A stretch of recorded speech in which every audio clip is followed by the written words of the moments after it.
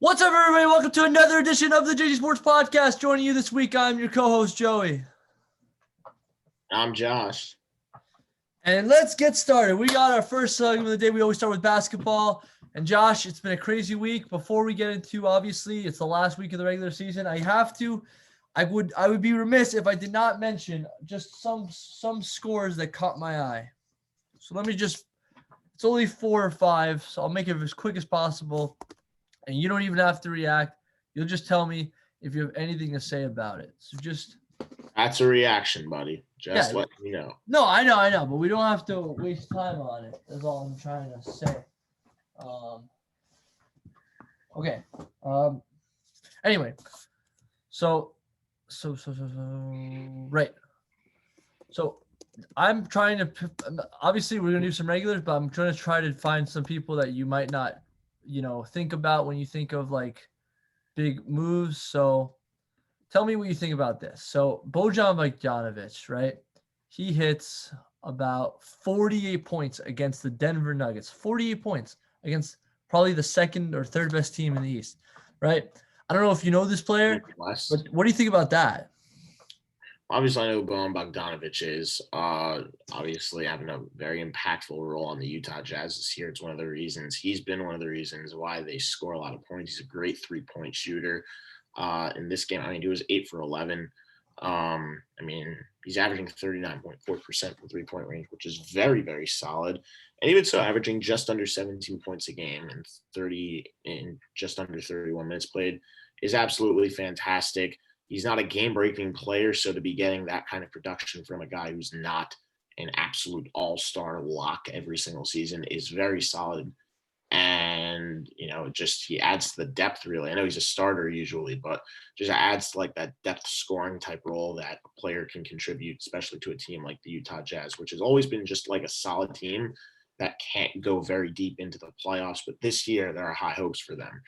And the Nuggets, Joey, as you mentioned, one of the top 5 teams in the West right now, arguably one of the top 5 teams in the NBA, the way they've played later in this season. They were off to a bit of a inconsistent start, winning 5, losing 5, winning 6, losing 6 more. They were kind of hovering around the 2 to 3 game over 500 range for the first first third of the season, just about. And then they really got it going. Jokic just continued to play like an MVP.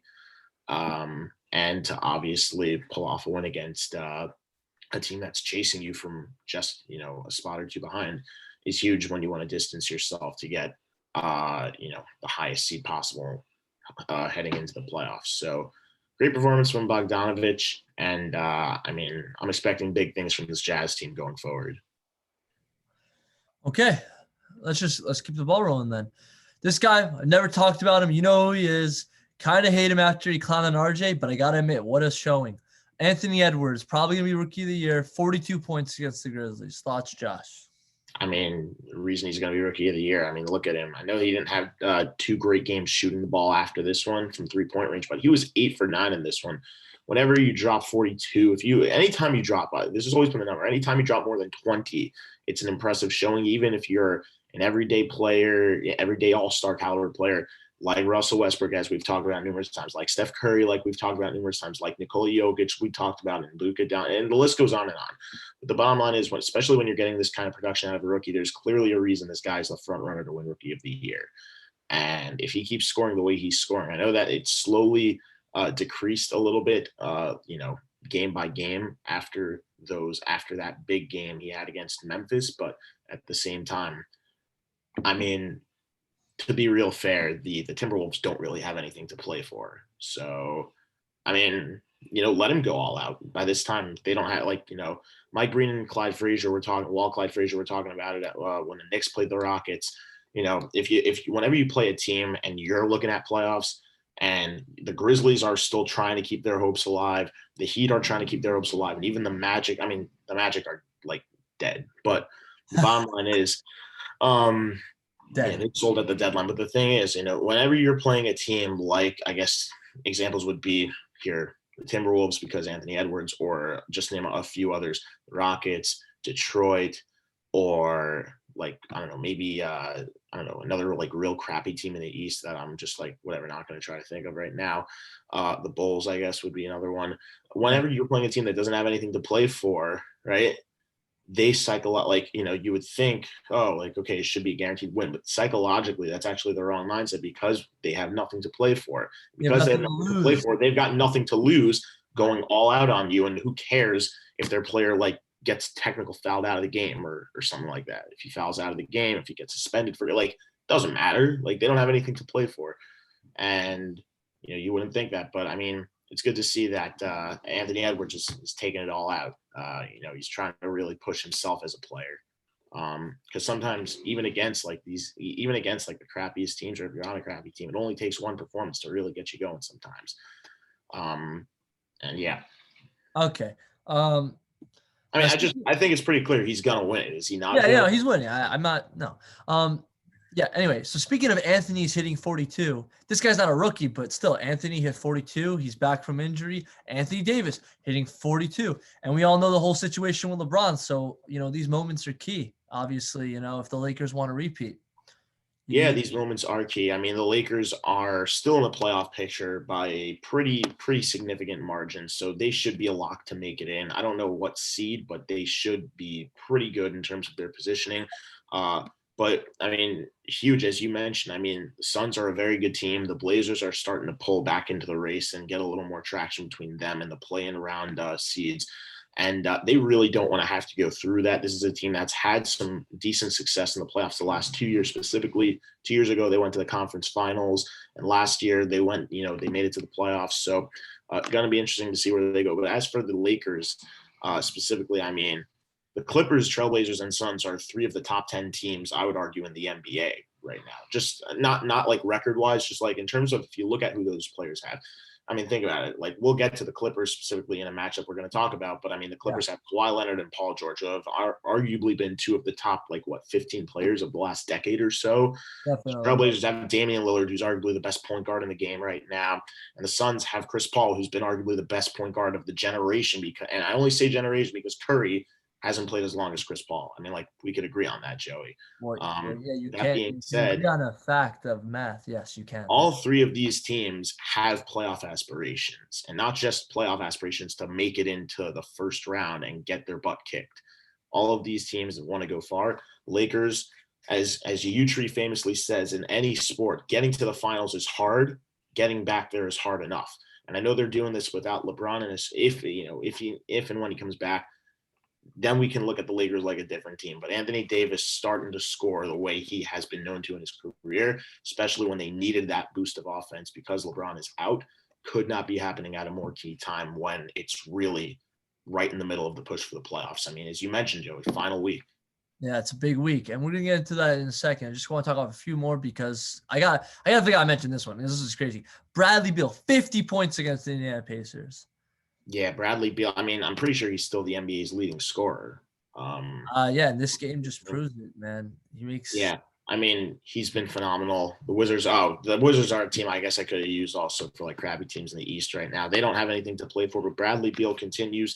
And it's not like he's only starting to play like this once the playoffs, once the Wizards were mathematically eliminated from the playoffs because he had nothing to lose. He has been playing like this all season. He is one of the guys who goes out there and every night gives the Wizards a chance to stay within a game or to win a game.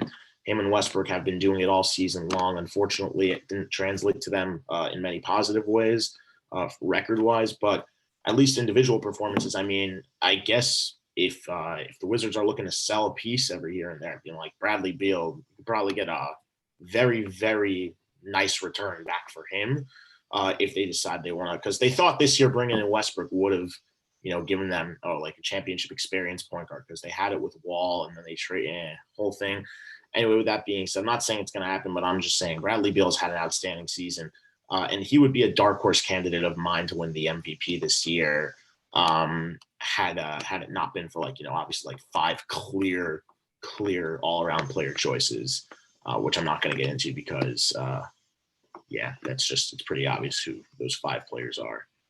We know. Yeah, and then and now just just 3 triple-double that we need to talk about. Obviously, the triple-double king, Russell Westbrook. Just look at these, man. Holy shit. Like, this is insane. Like, just every game just giving it. He's had a phenomenal week. And then in this one against the Pacers, he had 20 rebounds plus, 20 assists plus. Like, Yeah, that's crazy. man. It's like, it's crazy how you could average a triple-double and not even be considered MVP anymore. Like, he did that, and then no good now. No good. And okay, that's the okay. Let me just pull this up. Okay, and then the second one I want to talk about is Draymond Green. Draymond Green had a one. Here it is. 10, 13, 15 against the Pelicans. And I believe in that one, if I look, that whatever. I'm pretty sure Steph Curry also scored 41. So just tell me what you thoughts on that, if you have any. Yeah, I mean, I'll call out Draymond and Steph at the same time. Not call out, like, just to address it. Draymond Green's had a very solid career since coming up. And I mean, obviously, I'm not even going to get into the specs of Steph Curry's career. We all know that he's a multi-time MVP, multi-time NBA champion.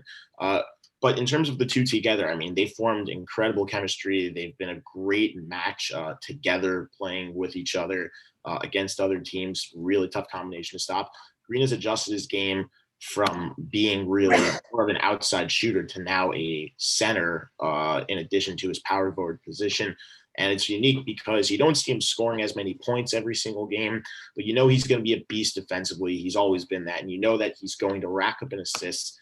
He's a very solid defensive player, even, not necessarily in the steal and block categories like numerically, but he's going to give you good, solid defense. He's not an easy guy to play against. And even so that he's trying to adjust more to a big man role that's strictly without shooting the ball more and not just shooting, but I guess outside shooting also, is he's still pretty consistent. He puts up good numbers from beyond the arc. I mean, 1 for 2, I know only 2 attempts, but at least, he's not missing every shot. 3 for 4 still. He didn't attempt any shots against the Thunder, more of a defensive oriented game. And he's also willing to give up the ball more than he used to want to in his career. So props to him. He's changed his play. And really, I know the Warriors haven't been an absolute powerhouse this year, but they'll be knocking on the door of playoff contention or playing around contention this season for sure. And I mean, he's one of the guys on this team with a lot of experience, with championship experience against the teams that they're going to have to go through if they want to get back to the top. So I expect big things out of him going forward. And I mean, we all know what you're going to get with Stephen Curry. There's no question about it. And I guess we'll see if they're back in the playoffs, if they can get that chemistry going again, and we'll see how far it takes them. Right. Okay. And then the last one I need to talk about, because we never talked about this guy, and he deserves it. So Domantas Sabonis, triple-double against the Wizards here, and then triple-double against the Thunder. And this one's actually significant because tell me if you know anything interesting about the score, Josh. Anything interesting about the score? I mean, it was 126 to 98. You know I'm sorry. I clicked the wrong one. I'm sorry. That's my bad. Give me 1 second. Hold on. I have to find the right one. My bad. Sorry. Where was it? Hold on. Here it is. Yeah. Tell me if you know anything about 52. 152. Holy crap. And he beasted this triple-double, by the way. I mean, he had 26 points. This triple-double, yes. 19 rebounds. So this is actually the most lopsided victory in NBA history, I believe. Wow. 57 points. That is nuts. I have never seen that. And I'm a Knicks fan. Like, I have never seen that. That's crazy, man. But just, think about that. Like, dude has a triple-double, and they just rape this team. This team, they didn't even get 100 points, the other team. That's crazy, man. Yeah, they put up over 150. I mean, this is like an all-star game type score when, one team just forgets to score almost, it's like we saw 150 plus. Yeah, we've seen these every year in the all-star game. But never in the real game. So, yeah, I thought that was cool. I thought I should mention that. Okay, we're going to talk Knicks. Before we get into the games and playoff, I just want to mention this. I don't know if you've ever heard of this guy, but we signed this point guard from abroad. He's from Spain, I believe. His name is says Luca Vildoza. He's from some Spanish league. We gave him It's not a 13. We didn't give him a 30.6 million contract. He has this contract from his Spanish league team. We just bought him out. So Fine. yeah, we're not paying him 30. No, we bought him out. So he's a point guard, and he's not like cleared to play exactly. Like he might play in the playoffs, but it's more of like an assessment for the summer and stuff like that. Yeah. See here, Nick's summer thing unlikely to stop. Yeah, exactly. So yeah, so I don't know if you have any thoughts on that or not, but I don't even know if you heard of the guy. You probably haven't, but yeah, I haven't heard of this guy. I mean, I guess yeah. we'll see going forward what his role tends to be and how they'll use him. Anyway, let's just get into what we all want to talk about. The New York Knicks beat the Clippers yesterday, and they won the last 3 of 4 since we last spoke. Rockets, Grizzlies, tough against 3 of 5. We lost the Nuggets and Suns, and we just won the rubber match against the Clippers. So, any game you want to talk about each game, Josh? You want to just talk about the Clippers? You want to talk about something else? I think we'll just get into the Clippers game. I mean, obviously the Clippers are a It was a very exciting game. close game. And I mean, the Knicks were down and they were down early. I honestly, when I started watching this game, I was seriously thinking that it was going to end up just like the Denver game where they were down massively within the first quarter. And it was just never going to happen that they were going to come back because they were on the road. LA starting to allow a little more fans in the buildings. And at the same time, I mean, like, this is a championship caliber Clippers team. We've talked about it all season long. They have Kawhi Leonard, who's a multi-time defensive player of the year, an NBA champion with the Toronto Raptors back in the 2018-19 season. They have Paul George, who we've talked about in the past. They've got the very underrated assets in Nicholas Batum and Ivica Zubac, who can come off the bench or who can start whenever needed. They've got Marcus Morris, an underrated asset. They've got Reggie Jackson, who's still doing it at his age. We talked about when Rajon Rondo came over to the Clippers for experience. Patrick Beverley is also a great defensively underrated player. We talked about when they got to Marcus Cousins. And finally, I think the biggest one of them all, though, that brings the defense together is obviously Serge Ibaka. And unfortunately, while Ibaka didn't get time, I mean, that clearly showed to have helped the Knicks. And, you know, I mean, you're seeing on the Clipper stats, I mean, Kawhi put up 29, George had 18, Jackson and Batum both just under 15 points each.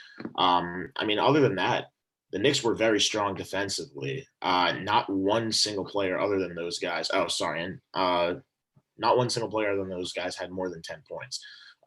As for the Knicks, I mean, Bullock had a very good game. He was shooting well. Derrick Rose off the bench, 25 points. That's Emmanuel Quickley territory. And I mean, like, not saying that like Quickley is better than Rose. I'm just saying you're normally seeing that from a guy like Quickley who comes off the bench and fires away from the 3-point range line. Derrick Rose has not been a guy who's been known to put up high numbers on the score chart this season. But I mean, like, ever since he's come back from like COVID-19, I think there's something that says like a stat that like the Knicks are like 15-6 or 16-6 or something like that since he's come back. I don't know exactly what that is. It's crazy though. And I mean, recently, I mean, like ever since he's come back, it's not even just that the Knicks are winning games. It's also what he contributes points wise. I mean, I'm pretty sure he's averaging over like 15 points a game. He wasn't even up to like 13 when he first like started playing with the Knicks this time.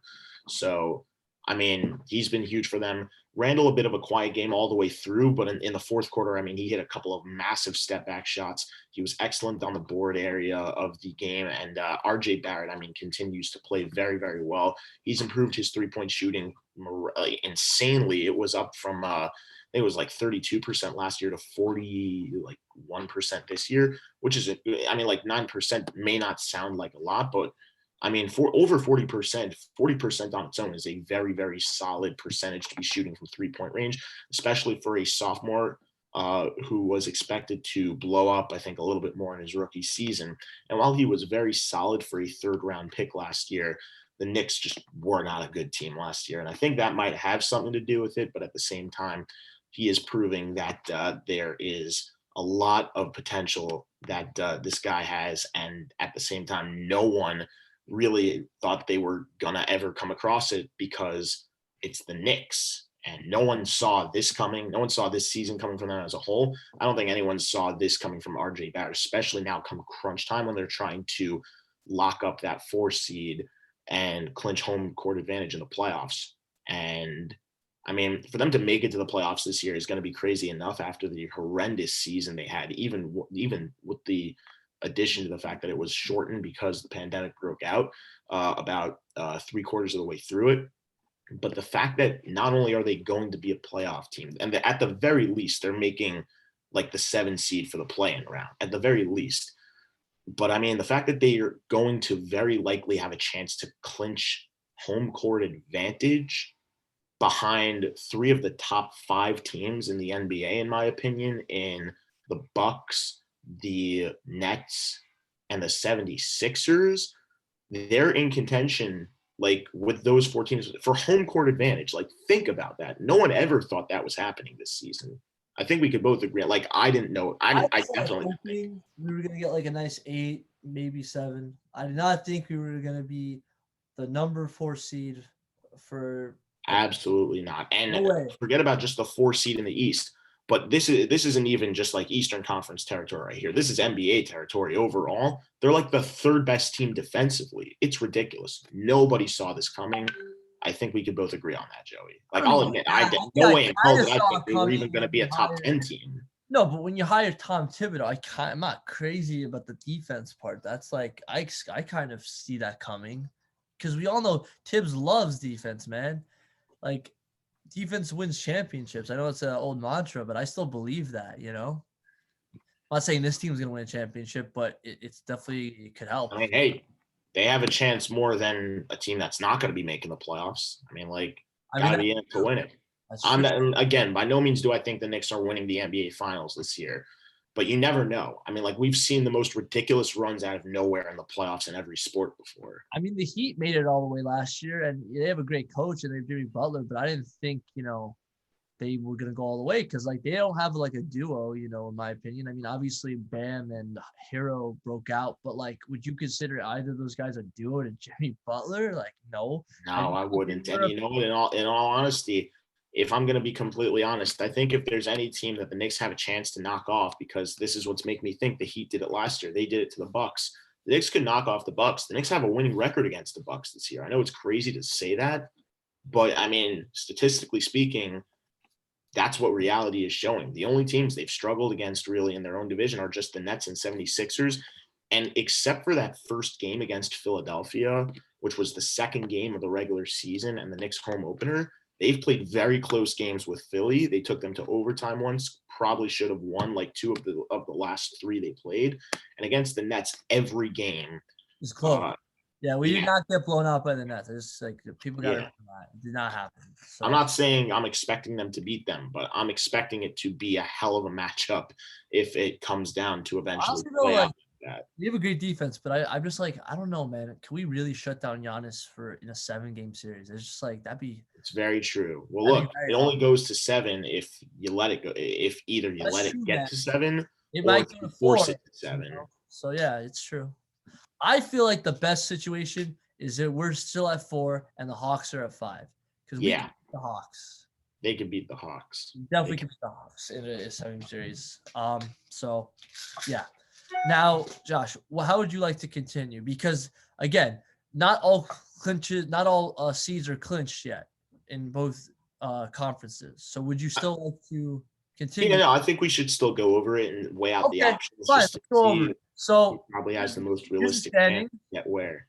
Okay, so here are the standings. Would you like to do East first or West first? Let's do the East first. Okay. It's right here. This is what we're looking at right now. So the Wizards, I forgot about it. No, the Wizards are not technically out because they're still in the play-in technically. So they're still in the play. Okay, like.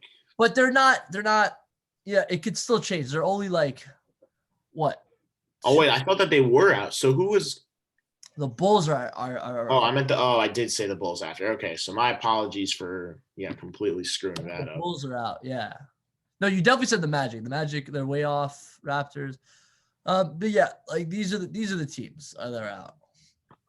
Bulls maybe have a chance, but I don't think so. So yeah, the only thing I think will change is just like this because the game difference, the games back are very close. So any of those could change. So, you still want to do this, we could do this, but it's hard to do a playoff picture when the seeds could change. So are you sure you still want to do this? Let's do it. I mean, okay, fine. So go ahead. Who's doing it, I guess. All right. So go ahead. Yeah, I mean, I think that 1 and 2 are going to stay the way it is. I think the 76 1, 2, and 3 really. Like I'm not gonna shoot the cap and say that the Knicks are going to take over third seed against the Bucks. It's just not going to happen. It's not that. But I do think that the 76ers are going to stay in first. Whether the Nets and Bucks switch, I really don't know. I mean, the Bucks are only half a game behind the Nets, so that could happen. They could, I don't know who has the game in hand there, but honestly, because Milwaukee's on a 5-game win streak, I think momentum is in their favor. I think that they'll probably end up taking the second seed. I know that the Nets are a very experienced team, like players individual wise. Durant has the experience, Kyrie has experience, Harden has a lot of playoff experience, even Blake Griffin. But at the same time, it's all their first year together. yeah, but like I think it's going to be more team played experience that together. hurts them here than individual player. So But I think the Bucks are probably ending up in second. They've had this team for a long time, this core for a long time at a championship caliber. I think the Bucks are ending up in second. Nets in third. I think the Knicks could stay in fourth, but the Heat and the Hawks, I mean, like the Knicks have the tiebreaker over the Hawks. They don't with the Heat. I would like to see who the Heat were playing before I made a prediction on that. I don't know if you want to pull that up. It's not like, if not, then no big deal. Yeah. Okay. So they get the They're big Celtics. games. They could probably lose the first 3 of these, man. Like Celtics, Sixers, Bucks. I mean, look, they've only got 4 games left, and I think in all of them, I mean, where are they home and where are they away? Because they're either home for 3 or they're away for 3 of these, and I don't know where. They're at. Okay, so they're going to be on the road in 3 of these games. I don't know how much I like their chances there. I'll probably have to say they finished 1 and 3 in their last 4 games. I mean, look, Boston's pushing to get higher seeding. The Bucks are going to be playing for that second seed, and the Pistons don't have anything to lose. I think that's probably going to be the one the Heat win if they do win any of these games. But if I had to pick a second game, they'd probably beat Boston. I mean, just like in terms of the strength of team. Yeah, obviously, like it's Pistons a lock, and then if they win a second, it's Boston. But they're not. I don't see them beating the Sixers or the Bucks. No way. Especially, yeah. I mean, like, look, if I had to pick one of those, it's possible, but I just don't see it. So yeah. So with that being said, I think the Heat will probably finish in. Honestly, like if the Hawks don't have a schedule too hard, then maybe they'll finish in 5th. Because I was going to say, I think maybe the Heat could play better than the Hawks. I think the Heat could get into the 5th seed. I don't think they're going to get to the 4th seed. A lot has to go right for them. The Knicks have more games left to play. While that might mean they also have more opportunities to lose, you should look at who they're playing to. They're playing against teams they've had a pretty solid amount of success so far this season. If you want to pull up the Knicks schedule just real quick to see who they've got left, they're going to end the Lakers. If I'm correct, they got the Lakers. I'm just going to guess quickly. Who's after the Lakers? Lakers, Spurs, Celtics, Hornets, I believe. I think they have 5 games left. Oh, no. Yes, it was 5. So Lakers, Spurs, Hornets, Celtics. Yeah, I mean, the last 3 are at home. And if they could beat the Lakers tomorrow, I really think that. I think you're going for the sweep, man. I see it. They might be able to. They might be able to. I mean, no LeBron tomorrow. I know Anthony Davis is back though. So, and he wasn't there the first time they played. I mean, when they played just a week or 2 ago at the Garden. But I mean, the Knicks could beat the Hornets. They did it at home, and they could beat the Celtics. Yeah. It's going to be an interesting finish. I really don't know that I would want to make a prediction because the Knicks have kind of been up and down against some of these teams because they're 1-1 against the Hornets, they're 1-1 against the Celtics, and they're 0-1 against the Spurs. But that 0-1 was in San Antonio. So are they going to play any differently now that they're going to be at home trying to lock up that 4th seed? I know that it's not full capacity, but the fact that there are fans in the Garden, I really believe that's going to affect this game. It's like, how many games have they lost recently at the Garden? I think just the Suns game, right? I think that was the only one. They have not lost at home besides that game in a long time. It's just it doesn't happen, man. Like You're right. You're absolutely right. Like, it's awesome. Like especially because now like they're not getting booed, like they're getting cheers, MVP. We're hearing MVP. Like just it's. I see a sweep. Like obviously it could go either way. Obviously if Anthony Davis has a clinic or whatever, but like right. So like, but I predict a sweep. But yeah. I would love to see a sweep here, Joey, but It wouldn't surprise me if they go like 2-2, honestly. I mean, either way, I still think like here. I think they'll get the 4 seed still. I mean, honestly, all they have to do is go 2-2 on this throughout the last 4 games, and they could be in. What worries me is that the Hawks have that's why I'm upset. That's why I want to sweep, because the Hawks have the easiest last 4 I've ever seen. But here's the deal also, okay? Maybe the Wizards will put it together, trying to solidify their spot in the playing round, okay? The Magic and Rockets, yeah, like honestly, don't even bother. Like that's probably going to be 2 wins for Atlanta. But at the same time, while I would love home court advantage, the worst I could see happening right now is that the Hawks and Knicks switch spots. And while the Knicks won't have home court advantage, they'll still be playing the Hawks, which is by far the easiest matchup. They're probably 100%. They could definitely win against the Hawks. I think that's the easiest. Yeah, it doesn't even matter. Like home court advantage is really just for the pride at this point between these 2 teams. I know, but how In cool. all honesty, I do think the Knicks could. I don't know why, but something about me is just saying like, while this Knicks team isn't really experienced either, something about me is just saying this Hawks team is super, super young, and like I honestly don't know if they have the coaching to get it done. I'm just gonna. So Trae Young is back. Okay, fine. So that's Trae Young is back, but I mean, like, other than that, I mean, like, do you really want to compare? Who's the Hawks coach again? Like, that's even. It's some random guy. Like, no, I think it's Nate McMillan, the guy that used to coach the Pacers. I'm pretty sure. So I mean, whatever. Bottom line, like, are you really gonna like try to compare Tom Thibodeau? I mean, are you really gonna try? He's an interim head coach, so he's not even the actual head coach. Huh. Well, bottom line being, I think that the Knicks are going to end up in 4. I could see the Hawks in 5, Heat 6. Maybe they switch. No, I don't think so. I think the Hawks have too easy a schedule for the Heat to be able to catch them. And as for the Celtics and Hornets, I see that staying the same. Maybe the Hornets could. I think the Celtics will keep it. Actually, they're 2 games ahead. And I mean, I think the Pacers will probably stay in the 10th seed. I don't know if the Wizards fall out or if like whatever. I don't think it's going to change really. I like, other than Milwaukee and Brooklyn, I don't think anything else is going to change. Maybe the Knicks and Hawks could change, but other than that, I don't think it. Like, I think it's going to stay 1 through 10, except swap the Nets and Bucks. That's what I see. I think Bucks and Nets will switch, and I think Heat and Celtics will switch. Sorry, Heat and Hawks might switch, but I hope not. It depends.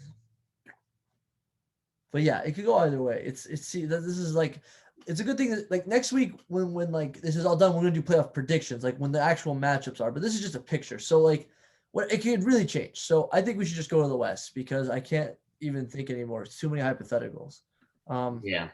So easy, much easier because the top 4 is already set. Obviously, no, yeah, it's not going to. Has clinched the conference already? Is that what the blue indicates? Division. Okay. The blue is division, the first seed. Well, it's still the conference.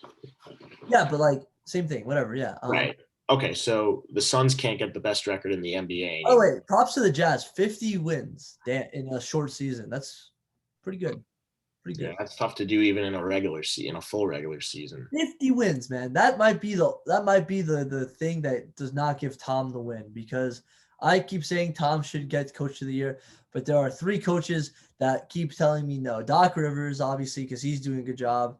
Quinn Snyder, head of the coach of the Jazz, and Monty Williams, coach of the Suns. I feel like those are the ones that like are the only ones that could not even put Tom's in contention. So like, yeah, but I think Tom should win it anyway. Yeah. So go ahead, Josh.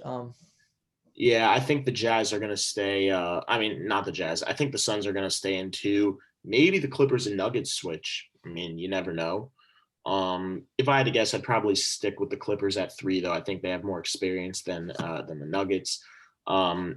I honestly don't know what to think about the Mavericks and the Trailblazers. I think the Trailblazers have a little more experience, so maybe they'll get over the Mavericks and they'll swap spots at 5 and 6.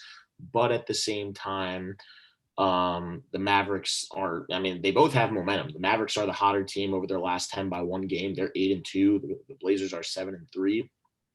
I really don't know. I mean, they're both even on the road, and it's just a little bit better in Dallas's favor at home. So Yeah, I mean, if they play each other even, I don't know if you want to pull that up. That'd be really interesting because if they do play each other, then if the Blazers are indeed behind and they don't play each other, they just no, they didn't just play. Okay, either way, I mean, Mavericks get the Grizzlies, they get the Pelicans, the Raptors, and the Timberwolves. That's a pretty easy schedule right there. Really, the only challenge for them is going to be the Grizzlies, in my opinion. I mean, maybe the Pelicans. Um, I mean, they're still trying to stay in the hunt for the play-in round. So I guess we'll see. But I think the Mavericks will probably end up finishing in that you're in the Eastern Conference. I think they'll probably end up finishing in the 5th seed. Who do the Blazers have coming up? That's my big question because if they have even easier teams, maybe they could sneak out with it. Yeah, they get the You get the Rockets. Jazz and the Suns, and Yeah, then I got to give this one to Dallas. I think it's going to be Dallas and then the Trailblazers. However, if I think there's any team beyond like the top 3 that could knock off those 3 teams, you never know with Damian Lillard. You never know what you're getting with Damian. You never know what you're getting whenever you play against Damian Lillard because either, your team balls out and you do insane or Lillard's going to shred your team. That's just the way it works. Bottom line is I feel like you just have to expect the worst here if you're playing against the Trailblazers and they're fighting for a playoff spot because that's one thing they do so well is just play with as much grit as like no team can handle it. And they just claw their way in. Look, they're going to be a playoff team either way. So, yeah, if the Lakers get LeBron back, I would say maybe even the Blazers could fall to the 7th seed and not get into the playoffs right away and have to deal with the play-in round. But I don't think that'll happen. And other than that, I think that the Warriors, Lakers, Grizzlies, Spurs, I mean, not in that order, obviously, in the order it is now. I think maybe that'll stay the same. Maybe the Grizzlies and Warriors could swap. But other than that, I don't see much change except for maybe the Nuggets and Clippers. I mean, that's really the only thing I could kind of see changing. So pretty similar to the Eastern Conference where only 2 teams that have already clinched playoff spots could end up swapping. right. Okay. I actually think the Lakers are going to just leapfrog because LeBron's going to bitch and moan if he has to be in the play-in. I don't know if you saw last year, he was like, oh, let's do the play-in. Now he's like, I don't want the play-in. It's so stupid. So I don't know, just get LeBron out of that 7 spot. Otherwise, he's just going to bitch and moan. And yeah, he's the greatest player right now. But yeah, it's annoying. So just get him out of there so he doesn't have to worry about it. I don't really care. But also it's LeBron. He is. I don't know if you saw. I was checking his schedule too. His schedule was just as easy as the Mavericks. They're playing the Rockets, the Pacers, and the Pelicans. And I mean, look, they might end up beating the Knicks. I mean, it's on the West I don't. Coast. I mean, it doesn't they could still go 3-1. They could lose the Knicks and beat the rest, and they could still leapfrog over the They Mavericks. could also still go 4-0. Look, I don't think it's going to be an easy game for the Knicks tomorrow. I definitely don't. Depends. It depends who we're playing. Are we playing LeBron James? We're playing someone that used to be LeBron James. Is Anthony Davis going to do it all himself? It just depends. So I don't know. So, but yeah, I don't know. What can I say? But yeah, and then you got the Warriors who they're staying in the 8th seed. This is not the same team years ago. They still have Steph Curry. They still have Draymond Green. Look, in all likelihood, they will be a playoff team. They're a playoff team. Not playoff, play-in, at the very least, play-in. No, but Grizzlies and Spurs, they are the definition of playing teams. Teams that should not be in the playoffs, but should have a chance. Right. That's literally what the play-in is. So, yeah. John Morant gets experience unless, I don't know, let me check. Is he still – no, yeah, he's good, right? He played. Mm-hmm. Yeah, he did. Okay, fine. But, yeah, so, yeah, John Morant and DeMar DeRozan, impending free agent. This actually could be good for certain teams, free agency, see what kind of guy – certain players still perform in the playoffs, see if they still got it. That's the best thing about the playoffs, because even if your team's out of it, you get to look forward to not just great games, but you could do scouting for free agency next year. So, you people on your radar, people who are free agents, So yeah, it's a big deal. They're Spurs. Yeah. So yeah, that's what I could say. I guess that's about it, right?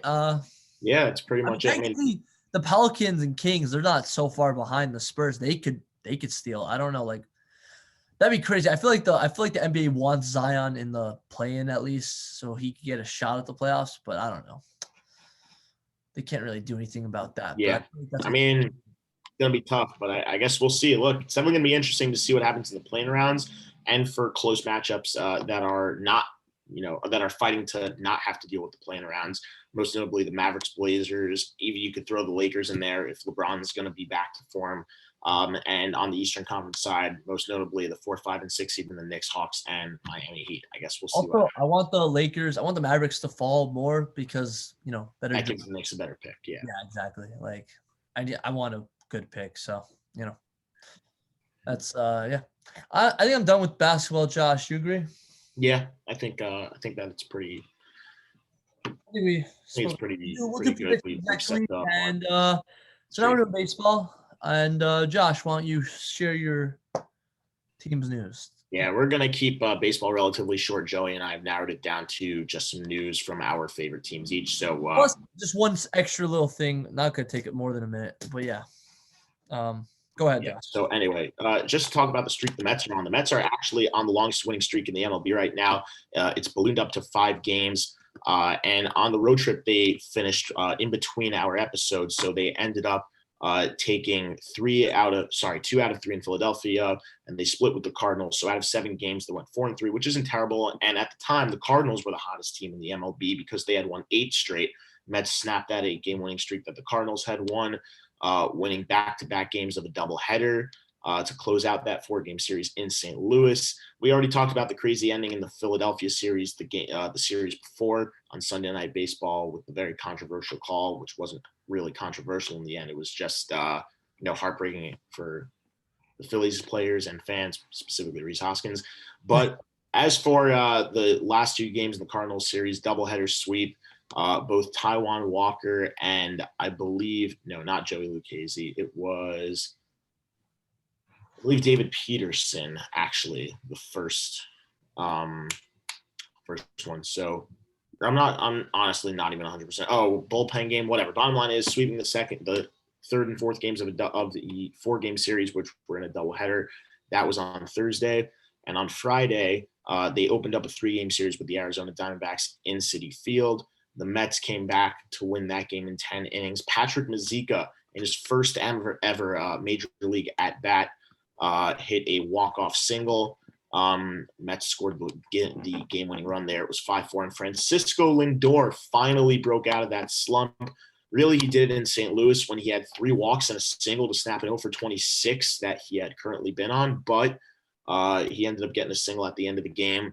The next game, he had a 2-run home run to tie the game in the bottom of the 7th inning.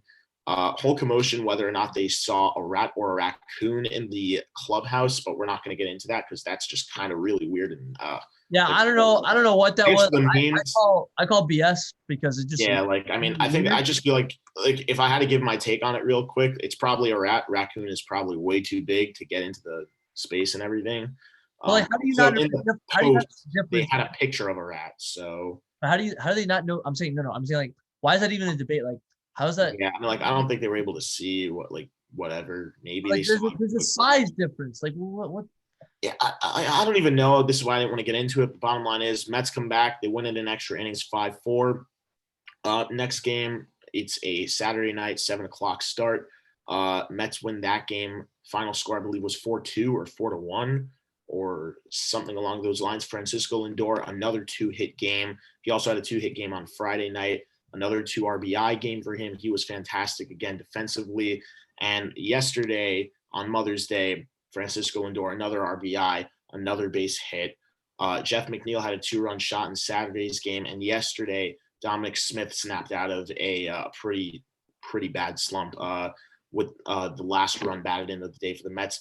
Jacob deGrom struck out 6, but unfortunately exited with hamstring tightness again. After an MRI has revealed that there is no severe damage, the Mets are going to just not really take their chances. And starting tomorrow, he will be placed on the 10-day injured list, and hopefully he'll be back ready to go after. I just want to point out, Jacob deGrom, by the way, Joey, has now become, with Sunday's start, the greatest pitcher on Sunday afternoon baseball. His ERA is an all-time best MLB history, 1.78 right now, which is ridiculous. And not to mention, he's not too bad during night starts either, but that has passed Nolan Ryan, Randy Johnson, Bob Gibson, Tom Seaver, Sandy Koufax, all the greats pretty much. I don't know how big a thing Sunday afternoon baseball used to be back then, but I mean, if it was, I mean, that's pretty crazy. His ERA right now, I think, is still just under 1, and he only gave up his 3rd earned run of the entire season yesterday against the Diamondbacks when he was in a bases loaded jam, and they did get a double play, but unfortunately conceded a run. It got Diamondbacks on the board. I believe the final score yesterday was 4-2 in the end. And that pretty much wraps it up. Mets are off today before they open a series, I think with I'm not sure who they open up one with, but it's not tonight. I think it's tomorrow. I'll get a double check on that. I'm just curious to know who they're playing. And tomorrow they're playing the Orioles, which is actually reminds me because Wednesday's a big day, nothing to do with what they just had, but Matt Harvey's going to be back at Citi Field for the first time in a long time.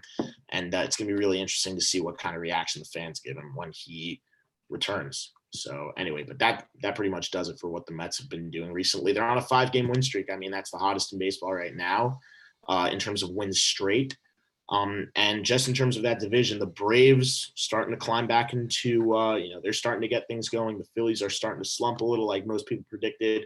And then, I mean, Joey, you'll talk about what happened with the Nationals because the Yankees were the ones who faced them. So why don't you take it away from here? Yeah, I just starting with May, we've won 7 of our last 10, pretty good odds. We played Detroit, played the Astros, gave them all the booze in the world they deserved. Screw the Astros. You cheated. Just had to get that out of the way. Giancarlo Stanton. Everyone keeps messing with Giancarlo Stanton. Well, guess what? Eat your damn words. Boy was on an 11-game hitting streak. Took some homers yard. But guess what? He's not a one-trick pony. No, sir. In this series against the Nationals, mind you, in the second game, he went, I believe, 4 for 5. No, wait, that's not the right game. In one of these games, I think maybe it was the Astros game, but one of these games. It was the last game in the Astros series. No. Sorry. In the Astros game, 4 for 5. And he drove in runs. And then with the Nationals, I like to say 2 things. Number one, the last 2 games ended with a walk-off in the 9th. No, not a walk-off in the 9th. That was the second game. 10th, it was the first game. Yeah, it was. By the way, for the record, I know. Okay, I'm going to say this one more time. We had the guy on second base. It's still stupid. We won because of it, but it's so stupid. Like, I don't care that we won because of that. I like that we won. But just get rid of it. It's so stupid. You didn't earn it. I just got to get that out of the way. It doesn't make any sense. Second of all, Gleyber Torres. I don't know if you saw this play. This is one of the best heads-up base running I've ever seen. He runs to second on a single hit. The shortstop doesn't catch it well enough, right? So he can't get the out. And then no one's covering third, so he runs to third, right? And the catcher tries to get him at third, and he just outruns the catcher and steals home. And he scores a run. I don't know if you saw this. You should check it out. I'm not even gonna show it to you, but it was crazy. No, I saw the play. Look, Joey, with all due respect, this isn't me being biased. This is just realizing that it's aware base running, but in my opinion, the play where Jonathan VR made that play against the Phillies on Sunday Night Baseball was a little bit better because it was more of an awareness thing to realize they weren't paying attention rather than the fact that they just made a mistake. It was the right play for the catcher to cover third. He just should have been there earlier. No, but you don't get it, man. The third base coach was waving him off. He said to stay. He just said, no, fuck it, I'll do it. There was a similar play, by the way, yesterday against with the Braves and the Phillies where I forget. I don't know who the third base coach is. I'm just saying it's a good play because no, it is a good play. I just feel like so many of my friends were being the best base running play in MLB history. I didn't say that. You didn't, but I have friends who are hyping it up to that count. I don't say that stuff. I said I know you don't say that stuff. Okay. Anyway, and then in the 10th, as you mentioned, he gets also the walk-off hit. It was a good one, by the way. And then in the last game, Giancarlo Stanton on Mother's Day, baby, on Mother's Day, Okay. Second time that Before I get to the Giancarlo Stanton, Gleyber Torres also, he smacked a home run on Mother's Day. He said, I did it for my mom. Props to him for that. Good for him. And then Giancarlo Stanton does what he does. He doesn't have to hit a homer. It's like basically bases loaded. No, I think it's first and third. Either way, boom, smacks it, gets a base hit, and they win. And just like that. And it's just a good feeling. It's just a good feeling because, back-to-back walk-off hits. It's just a good feeling for any team. Any team would love that. So, this is a good feeling. That's all I had to say about that. And yeah, not much else really to be mad. Yeah, and then I just want to talk about something just because it's the MLB. We don't just do our teams. We also do MLB when something, in my opinion, big happens. And I think we got to talk about what happened.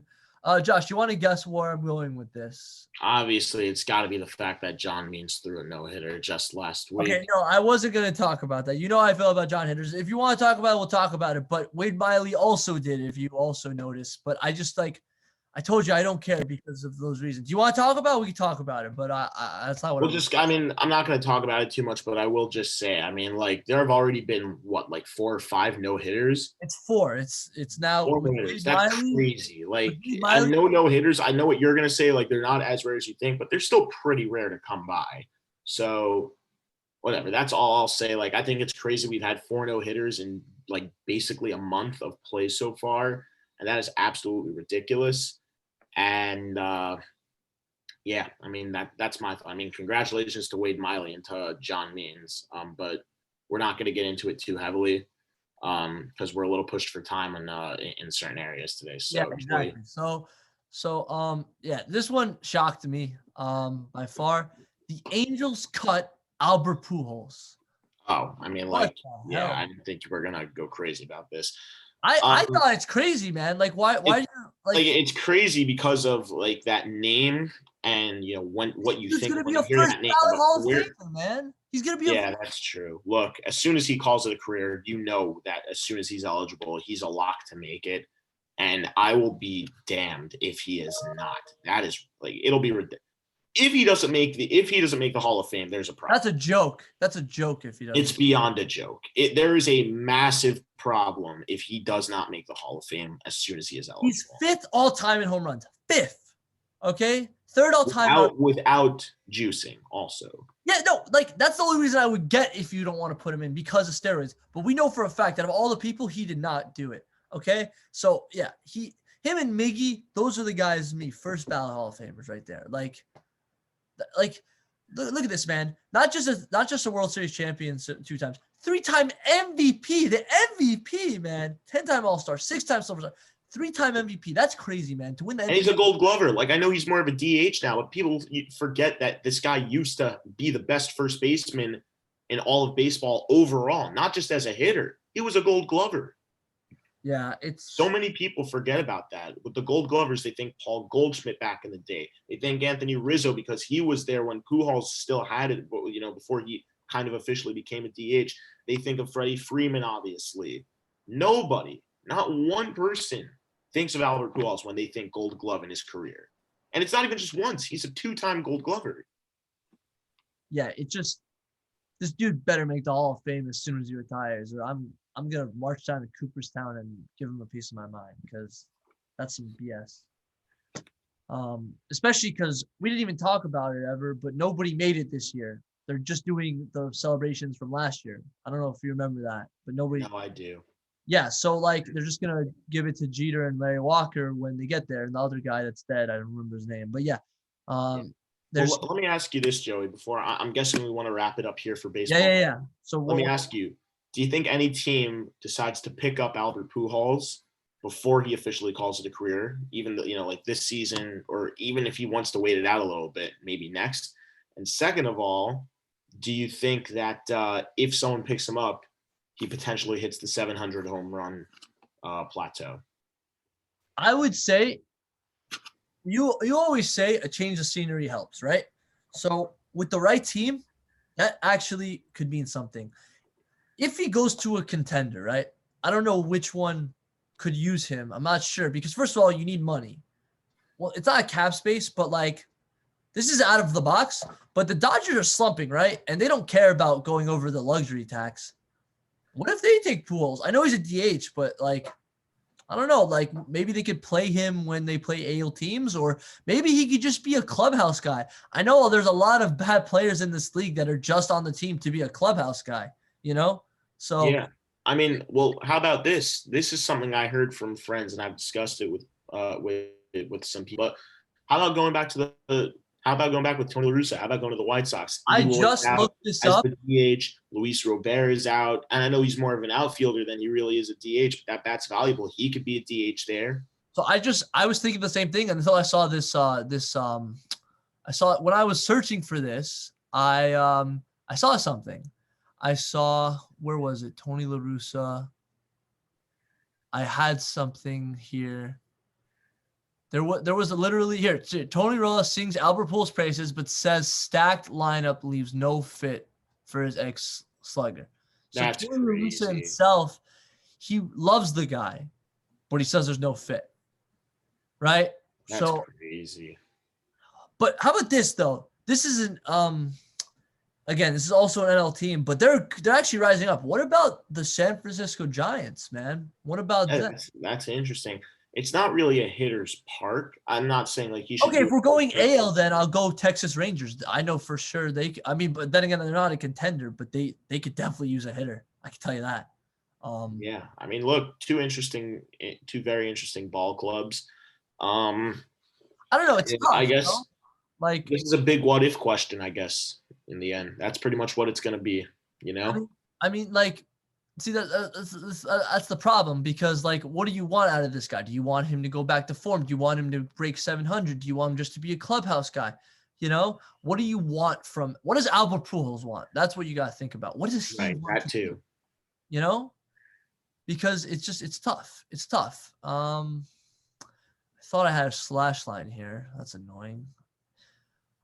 No, he's hitting 198 with 5 home runs and 12 RBIs. So what is it? Is 200 league average, I think? Something like that. I don't know, but the bottom line is he's not off to a terrific start. Okay, so whatever. He could call it a career, or he could join a contender. Look, I'm not saying he has to. I'm not saying he has to sign with another team to hit that mark that I mentioned. You know, Also, and why cut a guy? This always bothers me. Why cut a guy that's in the last season of his contract? It always yeah, I mean, like trade him. They should have traded him. trade him or just stick with him, man. Like, what is the difference gonna make? Like, I don't know. I'm not sure, but I think we've dawned upon this long enough, Joey, that we're ready to move Yeah, on. I'm ready to move on. It just bothers me that like a guy that was so good for so long is just being treated like garbage. Just cut. Yeah.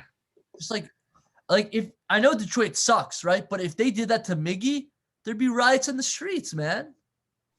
You'd kill everyone. Like, The only reason it's not a ride in the street yet with Pujols is because they've got Trout, Ohtani, and Rendon. right. But who do the Tigers have? Right now, Not even Ohtani yet. Ohtani's just having a great season, but they have Trout and they have Anthony Rendon, who's right. the top three And third the Tigers baseman. have like nobody except like for now Akil Badu. Like, you know, like they don't really have people. So, you know, Robbie Grossman, CJ Crone, you know, Jonathan Scope, not CJ Crone, someone else. But anyway, that's, you know, whatever. It's just like, don't do that. Don't treat your the guys that helped you in the beginning like trash. You know, it's not good etiquette. Okay, now football. So, we're gonna stick relatively short on. Yeah, football. very very short, but I have to mention this because this affects the league as well as the Giants. So, Josh, I don't know if you were as high on a O-lineman as other people were. I thought, you know what? We could get O-lineman, but we could also get edge rusher, and we could also double up on receiver because why not? So there were O-linemen that I wanted to look at, right? And there were 4 of them. And 2 of them just went off the board. So I'm going to talk about that right now. Let me just pull this up. Give me a second. So one of them was from the Pittsburgh Steelers. His name is, I'm trying to figure out how to say his name. Give me a second. Sorry, here it is. Okay. Alejandro. I thought it was Andrew. Alejandro Villanueva. I don't know if you've heard of him, but he was very Yeah, good. wasn't he on the Bills before? I'll look that up, but he was the left tackle this year for the Steelers. And by the way, this is yeah, because the Ravens got the Chiefs first round pick for Orlando Brown Jr. and they already had Ronnie Stanley, and he's a left tackle, and that's why Orlando Brown Jr. wanted out because he wanted to be left tackle. So now, not only does the dude make bank, but now he doesn't even have to play like left tackle. He can just be a good right tackle. He doesn't have to be worried about being a blind spot, and he's a great tackle. So, he's getting paid $14 million with $8 million guaranteed. So, any thoughts on this, Josh? I mean, it's going to hurt the Steelers because not only is he leaving the Steelers, but I mean, he's going to the Ravens, which are one of the Steelers' division rivals, and they're a playoff contender, similar to the way the Steelers would like to be. So it makes it that much tougher, I think, for the Steelers, obviously losing a piece of their own line, which was pretty solid for the most part this year. Yeah, so now they have Ron Stanley, Kevin Zeitler, and Alejandro Villanueva. So yeah, not bad. They're in good shape, Baltimore, especially. And like the fact is that even if they didn't have as good an O-line, they'd still probably be decent because they have the man who is known for that famous incident during the Cleveland Browns games. So I'm not going to mention what, but I mean, like Lamar Jackson, come on, like not reigning MVP, but now he's going to get like real protection. Like again, like he had like some problems, but now he's going to get more protection. Like it's just great. Like there were rumors that were like going around before it actually like happened, and he went to the NFL Combine, that he originally like refused to run a 40-yard dash at the Combine because he thought that if they made him run one, and like he actually had to try, that they'd make him play like running back or receiver instead of quarterback because he was like that fast. And then like eventually they put everything aside, and I mean he's a pretty damn good quarterback, Joey. So oh yes, he is MVP. What was it last year? MVP. Yeah. All right, and then I want to talk about the second OT, but before I do, just two quick little stories. This Carolina rookie cornerback, I believe his name is J.C. Horn, right? He's choosing number 8 to honor Kobe Bryant. I thought that was cool. Right? Yeah, no, I mean, definitely. Just a little thing, And the second thing, remember how I told you about Tebow? So yeah, it's official. Tim Tebow's back, starting tight end, or maybe not. I don't know. Tight end for the Jacksonville Jaguars. So it's official, man. 30. Okay. Well, Tebow, get the memes ready, baby. 1-year contract. The clock is ticking, and I guess we'll see how long it takes for the first meme to get put out. Maybe just like zoom in on his face and just be like, I'm a tight end now. Something. I don't know. That's okay. Either way. But yeah. And then the second one, this is a big one. The guy I wanted, but then again, does have injury problems, but still definitely worth it to take a flyer on this guy. Indianapolis Colts select Eric Fisher. All right. So it's a big deal, man. And this is another guy they've brought in who has that type of championship experience now on the O-line, because last time we saw them go out and get Forrest Buckner. So yeah, so they got a big guy on the other line who was in the Super Bowl the year before. Now they get Eric Fisher, who was in the last two. Well, he wasn't in this one, which was why he's where he is now. But he was in the one. Yeah, they both were in that Super Bowl. They faced each other. Yeah. Wow, that's actually. I mean, like they literally faced each other. Like Fisher was in O-line while Buckner was on the other defensive side. Wow, I wonder what that's going to be like. That's pretty funny, huh? I didn't even think about it. That's pretty cool. But yeah, Fisher, he's had a big legacy in this league. Technically, he's first overall pick, Super Bowl champion, one of the best left tackles in the league, I think, by far, without a doubt. He was fantastic. And don't forget, they also have Quentin Nelson, right? The guy that's like everyone has been high on ever since his draft day. Like, so that and they do this because they don't want what happened to Wentz, who by no means is the same as the guy I'm about to talk about, but they don't want Wentz to end up like Andrew Luck, because we all know Andrew Luck was such a good player, but it doesn't matter if he doesn't have protection. It doesn't matter how good you are. So they don't want Wentz, who we all know is super injury prone, to end up like Luck. They don't want that. They want to protect him. So this is a great move by Chris Ballard, the GM of the Colts. Just damn, And that leaves. So yeah, that's really it for football. But I did want to mention this. The Giants did. I don't know if I'm going to find it, but the Giants did sign 3 undrafted free agents. I don't know if I'm gonna find it, but yeah. Okay. So yeah, we got a center from Florida, a defensive end from Georgia Southern, and another offensive lineman from Baylor. So yeah, I don't know. I don't know if you have any thoughts about that, because then again, they are undrafted. So, but I don't know if you have any thoughts. Like, does it, like, if you wanted an O lineman in the draft but we didn't get one, does this make it better, or just like whatever, we'll just roll with the guys we have because we need people who are experienced? Like, any thoughts, Josh, or whatever? I mean, not much really, but I mean, look, sometimes, as I've said, I know like it's not playoff time because we say this around the playoffs the most, but sometimes the best thing is just to have bodies.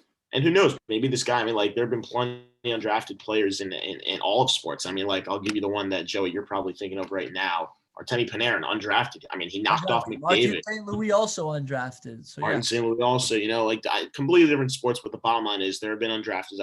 Who's the guy in baseball I'm thinking of? Holy crap. In football, I believe Philip Lindsay is undrafted. I think James Harrison also. James Harrison, I think, was undrafted. Like Yeah, so whatever. The bottom line find being a lot of value. You can find you a never lot. know with these undrafted players, and a lot of times they could end up booming.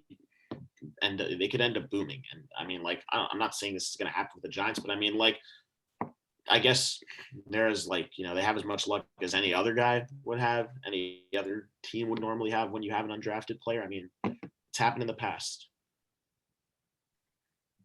Yeah, I was just looking at like notable undrafted free agents the Giants had, and like I don't really see anyone except for Kerry Wynn. That's the only name I recognize. I don't know if you know who that is.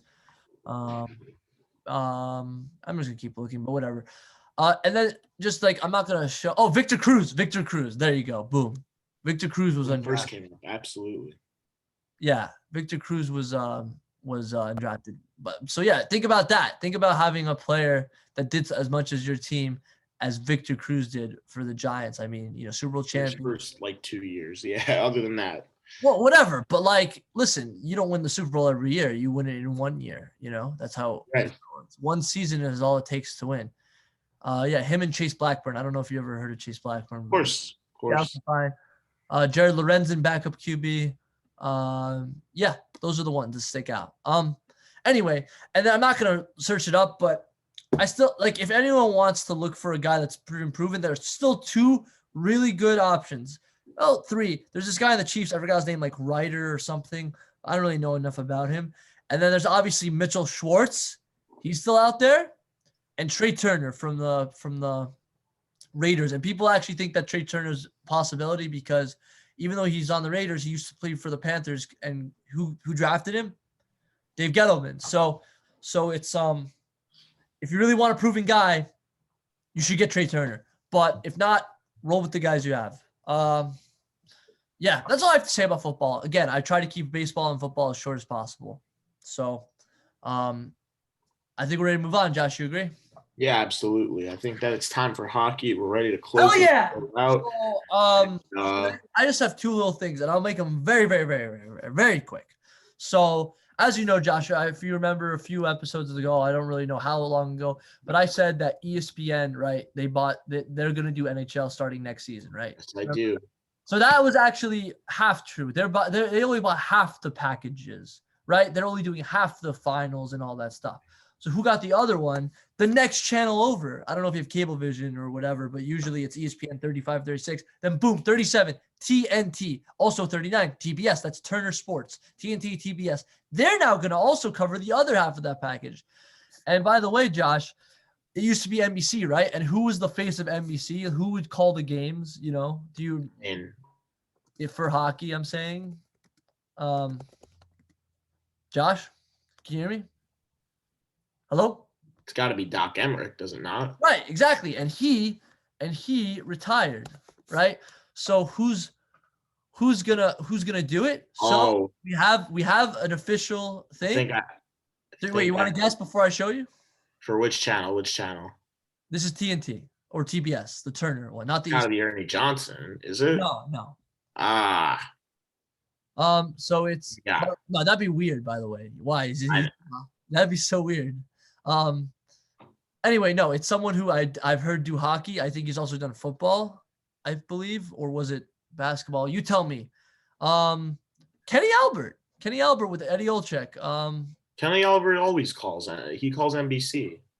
No, I'm saying, but like that's why it's a good pick because they're getting a guy that knows that's perfect for it, you know. And Eddie Olczyk was Doc's wingman a lot of these broadcasts, if I remember. Mm-hmm. So yeah, what do you think about that? Like, do you think he's the great replacement, perfect guy, or just like whatever, you know? So he will call the Stanley Cup Finals officially. He is the right guy to do it, I think. Him and John Forsland, I think, are the two main guys now for NBCSN that normally are those games you might see Doc getting. Unfortunately, with Doc's retirement now and the sport misses him dearly and the fans miss him dearly, Kenny Albert's a guy, he's usually one of the guys who will split a series with John Forsland, who is most notably known for the voice of the Carolina Hurricanes, Hartford Whalers. And his contract is actually up with Carolina now. And I don't know if you heard this, Joe. He's actually going to be the voice of the Seattle Kraken when I did hear that. We talked about that actually. Yeah. So with that being said, while I would have liked to see Albert and Forsland split the finals, I'm happy it's Kenny Albert, a guy who's been around this industry for such a long time. He's a guy I always liked in broadcasting. I mean, he's the only play-by-play sportscaster right now, I think maybe in sportscasting history, who has called all four sports. He's called baseball, he's called basketball, he's called hockey, and he's called football. Right. The only guy who currently does it right now. The only guy that's been as close to him was his dad, right? Marv Albert is called, I think, also called other sports. I think Sam Rosen, I could be wrong. I think he's called other sports too. I don't think he's called basketball yet. I know he's called football. I didn't say all. I said other. And Howie Rose is called multiple. We all know famous boy Joe Buck is called two sports. Kenny Albert. Gary Thorne also, baseball and hockey. Gary Thorne used to be the guy calling the. No, but I also wait. What about Al Michaels? He hasn't done all four. He has called hockey. He called the Miracle on the Ice. No, I'm saying, but he hasn't done all four. I don't think he's done all four now. Okay, but yeah, like it's just a big deal because Marv Albert, obviously, he was the voice of the Knicks and ESPN, and like for a long, long time, for basketball. He's a famous guy. So just to see Kenny Albert go out of his shadow and just be his own guy, do all these sports, and also just excel at hockey, that's just awesome, man. So I'm happy for the sport. And yeah, that's all I have to say for that. And Joey, I don't know if you remember, Kenny Albert, believe it or not, this will not actually be his first time calling the Stanley Cup Finals, because back in 2014, when the Rangers were in the Cup Finals, Doc wasn't there for the first game of the series. So Kenny actually was the guy on the call in LA. I don't know if you remember that. It's just like they actually come. I don't know why. For some reason, it just came back to mind. When it comes to commentators, that's not the first thing I remember. So yeah, that's fair. What can I say? Anyway, yeah, that's the first thing, and then the second thing is really quick because this was crazy. Remember we talked about the trade deadline? Do you remember any like random trades? Just like, hey, this guy's kind of like old. Like, why are we trading for him? Any of them come to mind? Maybe like Michael Raffle. Any other ones? Not really, no. Okay, so how about the Kings trading Jeff Carter to the Penguins? Guess what? Right. Jeff Carter just scored a four-goal game. Yeah. Holy shit, man. Dude was drafted all the way back in 2003. That stacked 2003 draft that had Getzlaf, Perry, Kessler, Marc-Andre Fleury, so many other ones that are just not coming to mind. I think Parise, Suter, and Burns, but I could be wrong.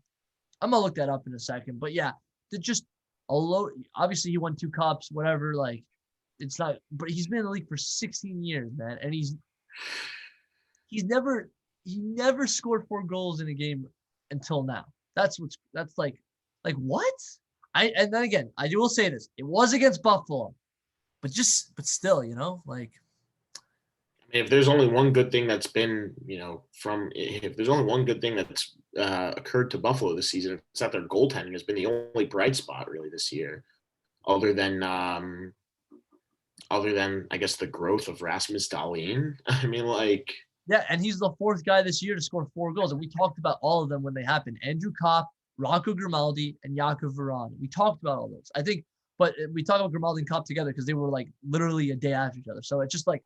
It was a big deal. He's also the ace skater for the Penguins to do it. Obviously, Lemieux, Robitaille, and Yager. Like, obviously, They've all done it. all the time. So he's in good company. Like that's crazy, you know?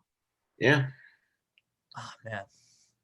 And Right. like Rana, he scored for his new team, so that's also pretty cool. Yeah. All Okay. right. So Okay. you ready to move on? Wait, before just look at this graphic. That's crazy. Out of all the people traded at the deadline, he has more than everyone, even Taylor Hall. That's crazy. Okay. Just wanted to point that out. Okay, yeah, let's move on. So how do you want to do this, Josh? You want to talk about the games, like the good of the games, or you want to just talk about all the I don't really want to talk about the games as much as I want to talk about what incidents happened. not even the last game that was a positive or no? Yeah, I mean, like, let's just say let's specify real quick. Obviously, my prediction has come to an end. The Rangers are not going to be making the playoffs, everybody. However, there is positives to take out of this season. I mean, Kravtsov came up and he proved that he's NHL ready. Lafreniere took a massive step forward in the second half of the season. Kakko's overall two-way game got better. You saw Zach Jones get a little bit of experience at the end of the year. Morgan Barron scored a couple goals in his first 2 weeks of play. And other than that, I mean, like Panarin, another great season whenever he played, obviously doesn't help that he had that 2 week leave of absence in the middle of the season for something that was completely out of his control and not true. Didn't help that Mika Zibanejad had COVID at the start of the season. Like he played, but clearly the effects were there. And other than that, though, I mean, Buchnevich took a massive step forward. I think he was huge for them this season. Ryan Strome continued to play well. And I mean, Colin Blackwell just really came up. He improved greatly as a depth scoring player. But I think the biggest one of them all is the fact that Adam Fox took that step forward and officially became a top defenseman in the NHL. He's very, very heavily in conversation for the Norris Trophy when they come and announce who's going to win the awards respectively per position. Also, Keandre Miller, I didn't even mention that. He was incredible for them this season. And if not for Kirill Kaprizov, he could have had a very decent chance of getting his name out there for the Calder Trophy. Yeah, but anyway, phenomenal. I mean, I know we're not gonna talk about it, just once quickly that last game. I felt good going out with the win and Laugh getting, I think, 2 goals. He has 12 goals. That's more than Kakko had last year with 10. So I thought he was just gonna get 10, but he got 12. And by the way, that last goal he had was so freaking nice. I don't know if you remember it. It was like quick chip backhand top shelf on he's so skilled. Like people are like, oh, he's a boss. Like just idiots. Like the dude can create space and score at will if he really wanted to. Like if he has enough time, he could just force a goal. It's like.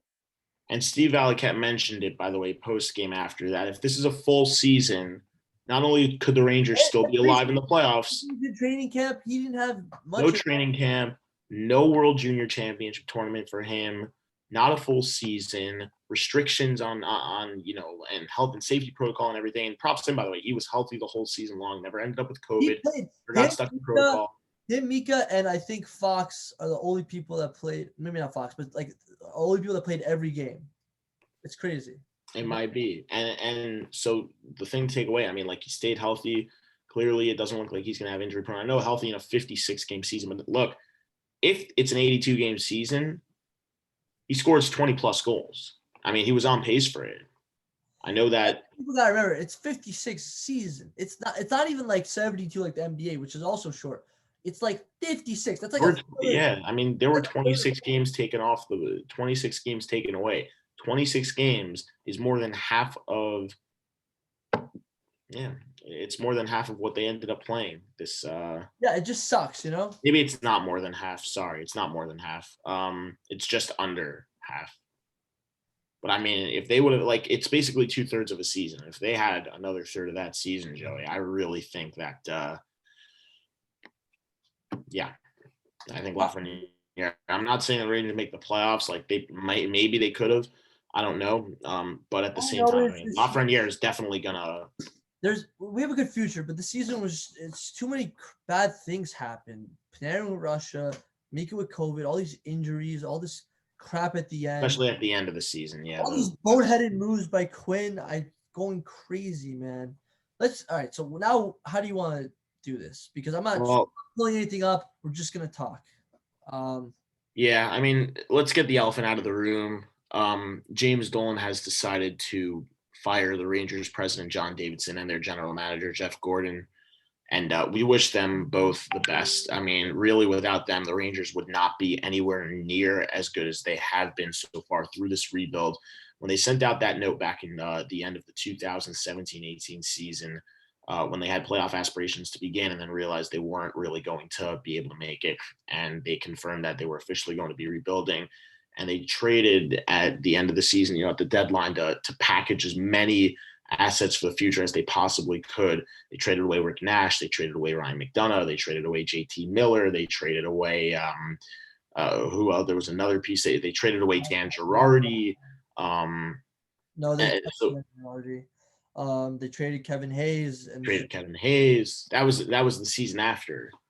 Okay, so season, yeah. And look at what they got in return. I mean, they got Keandre Miller in a trade with Boston. They packaged that pick they got back in the Nash deal and traded it to Calgary to move up a couple spots. They drafted Miller with that pick. They got the pick that they got Nils Lundqvist with. They got Kravtsov just from where they finished in the NHL position-wise that season. So that wasn't even a thing that had to do with where they traded, but it comes with the fact that they weren't such a great team record-wise that was the positioning. They got the 9th overall pick. Kravtsov looks like he's going to have a very bright future, and I really hope he does because, boy, oh boy, he looks like he's NHL ready. I know he spent a little bit of time in the KHL, but I think he's proven that he is NHL ready and he's a trustworthy guy. I'm not saying you need to put him on your first or second line, but I mean, for right now to be a depth scorer on that team and a very solid production player who has added playmaking to his arsenal of play style is very, very exciting to see from him. And he's very young. I mean, he's only 21 years old. He's got a lot of room to grow and he's got a lot of potential. And then the next year when they had another couple first round picks, when they drafted Kaapo Kakko, I mean, 2nd overall, that was winning the draft lottery. But they also drafted Joe, if you want to remind me who they I think they had another pick in that 2019 draft. Actually, I don't know if they did. I don't think they did, actually. No, I think in 2020 when they traded. Because they traded that pick back. They did. They traded that pick back, and with it, they made a deal that in last year's postseason in the bubble regarding the Vancouver Canucks, the New York Islanders, the Dallas Stars, and I believe it was the Tampa Bay Lightning. That for every one of those teams, it was a deal with Carolina when they traded away. When they traded Brady Shea and no, so 2019 they had a pick. They traded Brady Shea like the Hurricanes for something, and they got like Julian Gauthier and like Phil DiGiuseppe or something like that. No.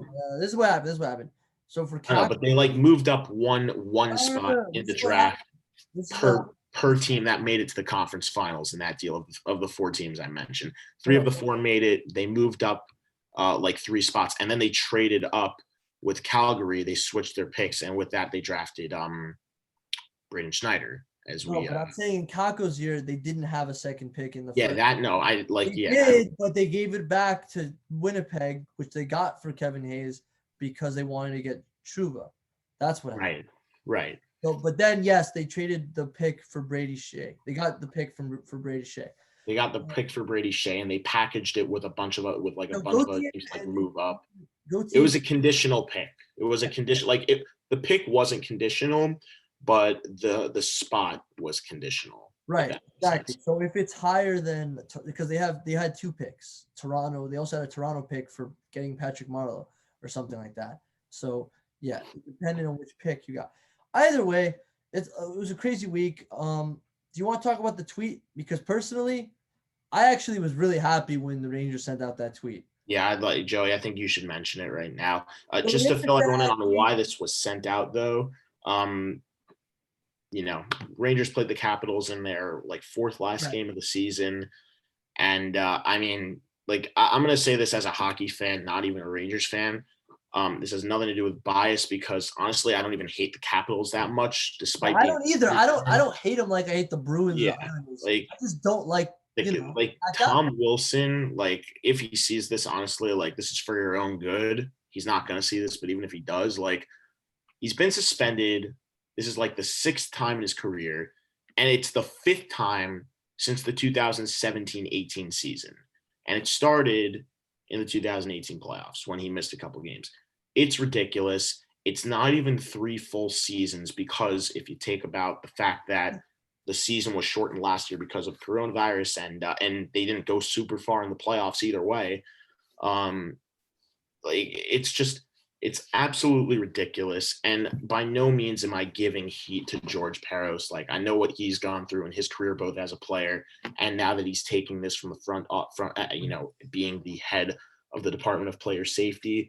And like, kudos to him for really like sticking with it. I know like the Rangers got fined, but at the same time, like, you don't do that to the executive. You don't call him out. You don't tell him he shouldn't be there. But at the same time, like, look at the guy who you're calling out. Like, no, like, all you had to do was suspend him for one game. One game, just so we didn't have to deal with the Rangers. Okay, just so the Rangers didn't have to deal with him. I couldn't have cared less if he would have played the rest of the regular season, because it's only 2 more games. It doesn't mean anything to me at this point. The Rangers are out of the playoffs, more, but at least Tom Wilson doesn't make or break that team either.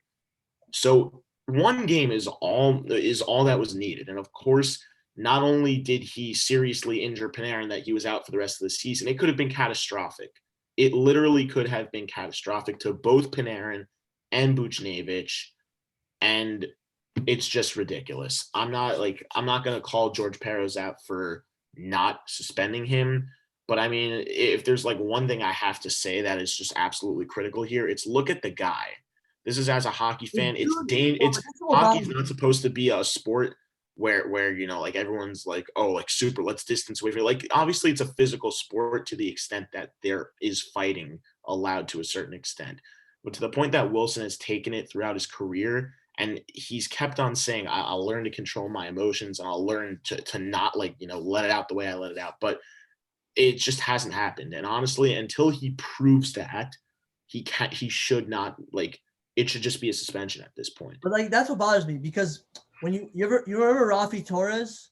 Of course. You got suspended 40 games. You want to know why they said they did that? Because he was considered a repeat offender, because he already had done stuff in the past. It was only once. Not a repeat offender. How is he not a repeat offender? Brandon Carlo. And it also wasn't like he was suspended this season too. It wasn't even like freaking Carlo. Are people like, do people have amnesia or something? How do people forget this crap? You think, and like, this is not just a Ranger fan, man. You think Oscar Sundqvist wouldn't want a suspension from him? Zach Aston Reese, who had screws in his head, had to eat through a straw for like a week. Come on, man. This is garbage, man. All these teams, man. Even the Islanders, man. The Devils hate him. Everyone hates this guy. Okay, the only team that's standing by this guy are Caps fans. And I know what everyone's going to say. I know what everyone is going to say. Oh, you're telling me if he wasn't on your team, you wouldn't want him? And everyone usually says absolutely. But I'm not just going to say absolutely. I'm going to say I don't want him if he can't control himself. This talent is amazing. You want the talent. But you don't. If he doesn't stay on the ice, you don't want him. Right, exactly. It's not even like he's injury prone. He's been a dumbass his career. He's just when you get suspended more than 5 times and almost twice per season over the last 3 years, it's like, why? It's like a tragedy. It's not only going to be on him; it's going to be on his team too, and his team's going to pay the price. Like, it pisses me off when like Kachuk and Marchand do this, right? Because they're talented. They don't have to do that. Look, Joey, like you mentioned it. What they do is dirty, but it's not dangerous. It's dirty, but it's not like they'll hurt a guy for a moment, but they can't end careers because they're all super small. So even if they want to, they can't. Tom Wilson could literally, like, he could hurt someone so bad, and it just sucks because outside of like Ryan Reeves and some other guys, listen. If you ever watch him play, he only goes after little guys. Like, pick on someone your own size, man. I don't get it. Like, obviously, give a clean hit, but pick on someone. If you're gonna fight, pick on like dirty. Pick on someone your own size. You don't see him do that with Reeves because he knows that Reeves owns him, man. It just bothers me, man. One game, game, this all goes away. You just spend one game. And Joey, I mean, I just want to address like the one player you mentioned. You just mentioned Brad Marchand. Just to put a comparison in, okay? the NHL suspends Brad Marchand a game or two for licking someone. Not dangerous, retarded. It was retarded, but it wasn't dangerous. Wilson almost took Panarin's head off, and he just gets a 10-minute misconduct. Dude, punching. And might I add, yours truly also scored the empty net goal in that game. That is absolutely ridiculous. At the very least, he should have been gone from the game. It's bullshit, man. I think it's Whatever. just like they knew what was going to happen next game. They figured, hey, we won't do anything. There's going to be an opening line brawl, which I'm not going to lie, I actually kind of loved. Everyone's like, oh, but you lost all the fights. I don't think that's the point. The point is you're going to stick up for yourself. Sending a message. Right. And props to Brendan Smith for actually going after Wilson. I know he's probably the only guy on that team at that point in the game because everyone else, like all the like Truba's out, like that could even close to take him. He's also kind of small, but like, and it sucks because this is probably his last year. I personally would want him back, but yeah, it's probably one of his last games as a Ranger, and he put it all on the line. So props to him. Honestly, Joey, if in my opinion, if Ryan Lindgren is not hurt, Wilson's head comes off. Not actually, but you get what I'm like. Yeah. If there's one guy, no matter how young and what his physique is, his size, everything. Like if there's anyone I know on the Rangers team would be willing to go after Wilson, like no matter the experience, the physique, the mentality, like all that stuff, it's Ryan Lindgren. The way he put his body on the line this season, not just blocking shots, but like when he went for hits, he was in fights. Like he almost wasn't a game if he wasn't bleeding at some point. See, like he's an absolute warrior. Fox is the brain of the defense to me, but Lindgren's like heart. Lindgren is the body. That's what it is. Yeah. Anyway, I think that pretty much sums it up, Joey. And I guess we wouldn't really be anywhere. I didn't fully sum it up. I just gotta say something. Everyone's talking about Dolan, how it's just like the Knicks. Oh, the Knicks are finally good, so we had to go to the Rangers. I personally don't think it's like that at all. The only negative I really do see is letting go. He kept Quinn. Letting go. Yeah, that, and like some people will say letting go of JD because only 2 years. But I'm gonna be honest with you. I do think Jeff Gordon did technically a good job. But if we're being very, very, very honest, he got very lucky a lot of times, man. He got very lucky. Kakko, he had nothing to do with winning the lottery with Kakko and Laf. Getting Panarin was kind of easy because he didn't really have to do any of that. That was all JD, because JD had the connection. Right. I think the only trade he nailed during the rebuild was the Nash trade. Because of all that. I think a lot of people don't like the McDonough trade. The only way it works out, in my opinion, still is if Nils Lundkvist just like is a beast, but we don't know, right? Right. And then before the rebuild, one very good trade, Zibanejad, Brassard for Zibanejad. But a lot of people probably were thinking at the time he was crazy. But yeah, that was a good pick. But he's had a lot of bad mistakes, and there's been a lot of rumors that the Rangers organization don't treat their foreign players well. Like there was stuff with Kakko, there was stuff with Elias Anderson, we know that was true because he got out of town. The whole crap with Tony D, like there were so many problems this year, and like, it's not the best thing, but I'm not gonna lie to you. I feel like a change needed to be done, and it's like you can't get better than Chris Drury, a guy that's been under Gordon's wing for a long time. So he definitely with the Rangers, not just Gordon, trust anyone even as a player too. Yeah, he's also like but you can't just pick a fan favorite player. You can. There's rumors that Messi is going to be executive, and that'd be kind of cool in a moment. But but he doesn't have any experience, so like, how good would he be? Like, I don't know, right? But Drury, not only is he a player, not only was he our captain, he grew up a Rangers fan, and he was in that office. He's been in the office for years. And you want to know another reason why I'm happy about it? Because it's not just a fluke. It's not like, oh, he just automatically got the job. Dude was scouted by Florida and Pittsburgh to be their GM this year. And the Wild also. Not this year. But multiple teams want him to be their GM. Why would they want this random dude? Because he must be good. He must have something. There must be something about him, right? There must be something. And there's the only thing. Okay, so people say he went to Boston University, like David Quinn. So people think for that reason he's going to keep him. I think if he wants to be a video team, he's going to let Quinn go. I hope to God. And I think the reason Quinn wasn't fired just like them is just because they wanted to finish the season. So, and the season ended last week. So we have to wait a few days. We don't know, but I hope he does. I really hope he does. And you want to know why? Because there's Torts. By the way, I didn't even mention this. Torts is out. Torts, he got fired. I don't know if you want him to come back. Maybe not. But there's so many options. You could move up Knoblauch, who you like and I liked when he was playing, or you could get guys who are very experienced. You could get Bruce Boudreau. You could get Rob Brindamore. Maybe Rick Tocchet. His contract's up this year. You could get Claude Julian and Gerard Gallant. You could get a guy that was in the Cup final 3 years ago, man. Like any of those guys. I think what we need to do is three things. Number one, we got to fix the coaching situation. Number two, we got to understand who our president or GM is. I don't think it's fair for Drury to do both. I think it's going to be too hard for him. They say there's going to be a consultant role. I don't know. Like, either give someone the job or don't. Like, get someone to help him. You know, he needs help. You know, it's a big job, right? And number three, get grit on this team. Because, honestly, we could say that the rebuild's going great, and we have a lot of good, talented players. But it doesn't matter if you have all the skilled players in the world if you can't protect your skilled players. We learned that last week with Wilson, man.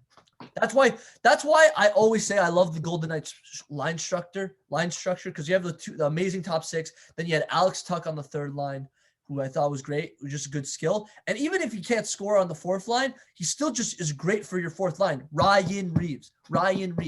Everyone says, oh, but he can't score. But the dude does so much other things. Doesn't matter because he's a human punching bag. He literally could just he sets the tone for your team, man. He sets the tone. Like, I would love a guy like Ryan Reeves on my team. I don't know. It would take. He's still on contract. We'd have to trade, but I don't know. Like, I just get grit on this team, man. We don't have enough grit. I know, like, we have some guys that could fight, like Rooney and Trouba, but like, we don't have our real fighters anymore, man. We got rid of Tony D. We traded Lemieux. So we need grit back, man. We need our grit. That's what I want to happen, man. That's what I want to happen. Look, I mean, they still have Gauthier under contract. So who knows? Maybe instead of becoming that skill player they want him to become, maybe he ends up taking the role of enforcer. Who knows? I'm okay with that, but there's no way he's not exposed in the expansion draft. I personally think he's going to get taken if they don't take Howden. But yeah, I don't know. Okay. We'll have to see. I mean, we have guys named Will Cully, and there's this other guy. They're like powerful guys. Braden Schneider, man. I wish we could pick him up right now because I know that guy's gonna knock some. He's gonna brawl. Oh man, I can't wait for him. Crazy, but he's probably not gonna come next season. Maybe the season after, but I don't know. He's very young, so that's what sucks. I wish we could bring him right now. He's the one I would leapfrog him over everyone, but there's no way. Oh my God, yeah. That's what I want. I want someone to help Drury with the GM president role. He's got to pick one of them, and someone else will do the other. But I don't know. Fix the coach, man. Quinn, you have 3 years. That's enough. I know he's under contract for 2 more years, but that's enough. 3 years is enough. Okay? You know, it's too much. Your line juggling, if you didn't juggle all the lines all the time, maybe I give him a break. But he juggled the lines so many times. Even Knoblauch, who did juggle the lines once in a game, he made like a good adjustment. It was Colin Blackwell for Kako. I remember that. That's what sticks out to me. Like, dude, either bring Knoblauch up or hire any of these other guys that are available and know how to win. Like, why not? Yeah. I don't know if you have anything else to say, but I don't have anything else to say. Also, or no? No, I think we could say that for next week because the playoffs haven't officially been clinched by every single team. There's only one team that's still looking in, and that's the Canadiens and the Flames. But the Canadiens are in a very similar situation. I will just pull it up just for you to see, just for a second. It's not worth it. I know if anything changed quickly because last time I checked, it was the Oilers are in second. That's the only thing that's changed. Other than that, everything else is the same pretty much. Wow. Okay, so the Preds are still there, and I guess is it the Coyotes? Predators clinched already. Oh, okay. So the Blues got it, not the Coyotes. Yeah, the Blues got it. Yeah. That's crazy, by the way, because look, the same amount of wins, but wow. They still have more games to play though. The Coyotes don't. It's just hilarious how the Blues are going to finish the season no matter what. I mean, very likely. That's funny though. They didn't finish all their games. But I'm saying it's very likely. It's very likely. It's funny how it's very likely the Blues are going to finish with a minus goal differential. That's all. But since make the playoffs. Oh, okay. Predators they clinch. Okay, this clinch. I think the North exactly. Can't the Canucks technically clinch because they? No, they can't. Why not? They played a lot less games than everyone else. They can't make up. I mean, they can get 14 points, but it's very unlikely. No, Actually, they no, they actually can't. have a shot though because they got pushed back, right? So I think the Canadians already have the tiebreaker with them. That's why they can't. no, but just do the math with me. 43, so 45, They 47. have 7 games left. If they win all 7 and the Canadians and everyone else loses out, then yes, they'll get in. But I mean, like, then they would be tied in points. But I don't think they'll get in Because of tiebreaker.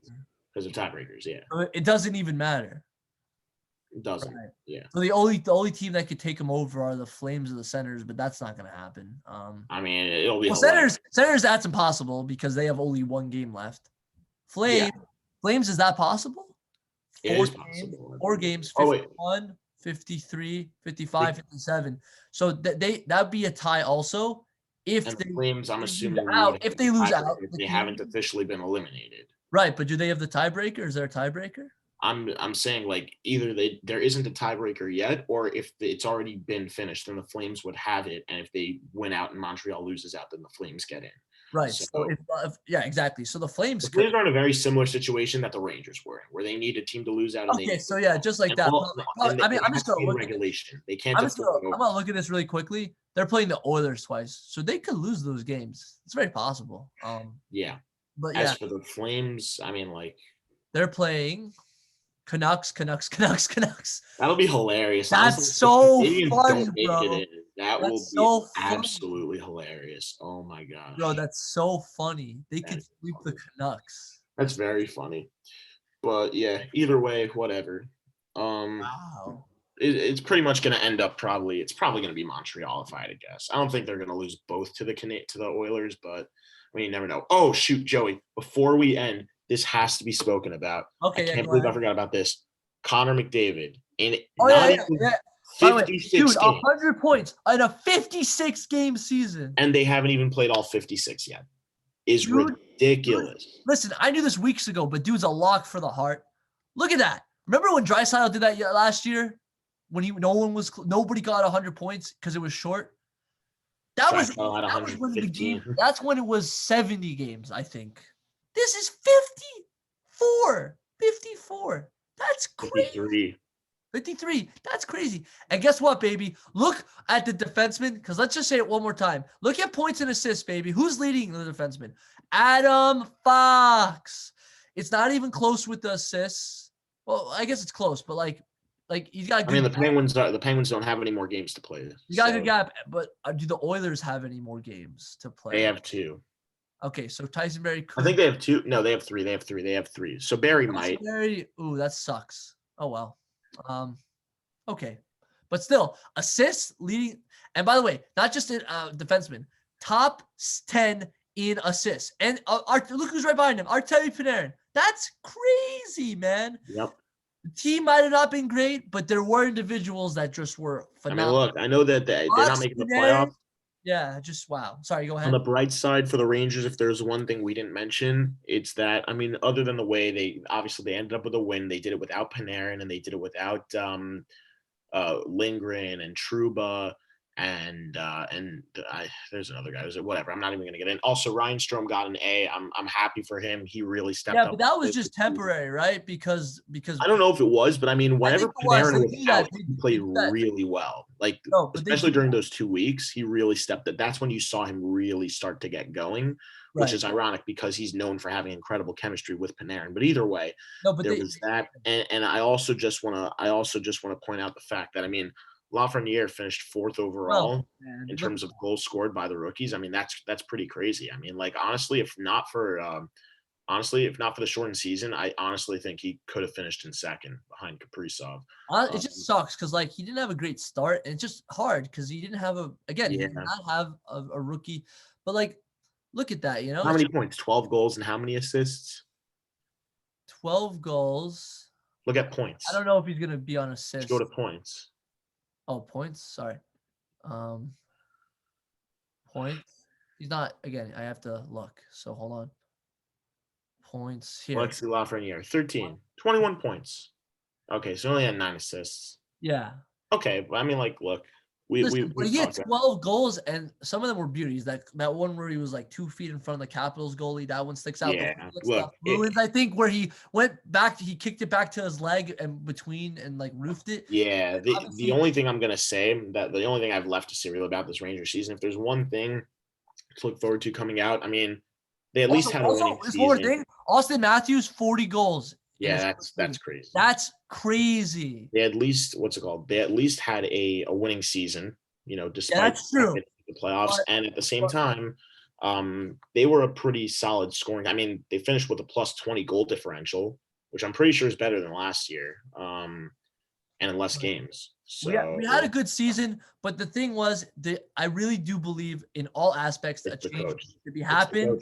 I still think, including with the coaching, it didn't happen yet, but I still believe all across the board, the front office, there had to be some kind of change because there was too much dependence on skill, and that's why we lost all these games we should have won. Because we won a lot of games, but we were beating down the teams we're supposed to. We couldn't beat the Islanders, we couldn't beat the Bruins, like.